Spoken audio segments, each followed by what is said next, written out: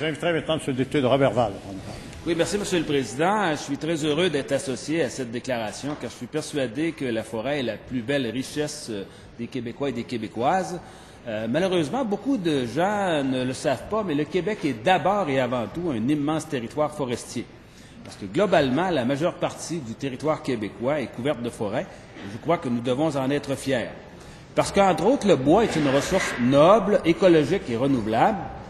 Et je crois que si nous sommes heureux d'être associés à cette déclaration, nous devons quand même avouer que nous avons bien hâte de voir que le premier ministre, quand le premier ministre fera un discours sur le monde forestier. En 8 ans de pouvoir, je ne me rappelle pas l'avoir entendu faire un plaidoyer en ce sens. Je l'ai plutôt entendu dire qu'il n'y avait pas d'avenir dans le monde forestier.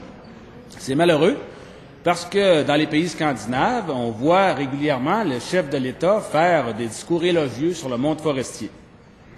Que l'ONU décrète cette année l'année internationale des forêts, à cet effet, va peut-être l'inciter à le faire cette année.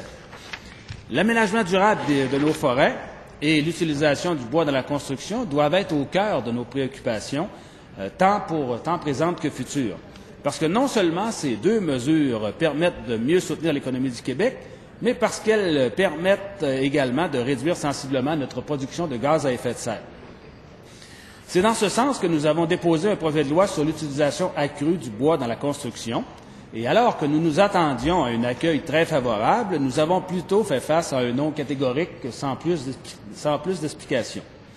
Espérons que la célébration de l'année internationale des forêts va permettre une plus grande ouverture à cet effet.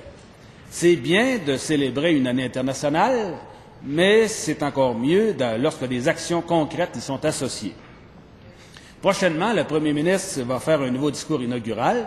Ce sera l'occasion pour lui de nous démontrer ses engagements concrets qu'il croit et nous démontrer qu'il croit dans le développement de l'industrie forestière. Je crois qu'il y a également dans ces nombreuses filières qui y sont associées, tant en ce qui regarde la fabrication d'énergie, de meubles et des nanotechnologies.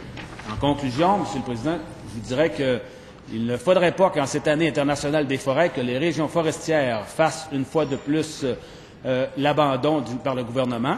Il faut que le gouvernement se rende compte que la forêt est l'or vert écologique qui remplacera l'or noir polluant. Le monde entier reconnaît que la forêt représente l'avenir tant économique qu'écologique. Il est plus que temps que le gouvernement du Québec le reconnaisse. Merci, Monsieur le Président. Merci, M. le député de Roberval.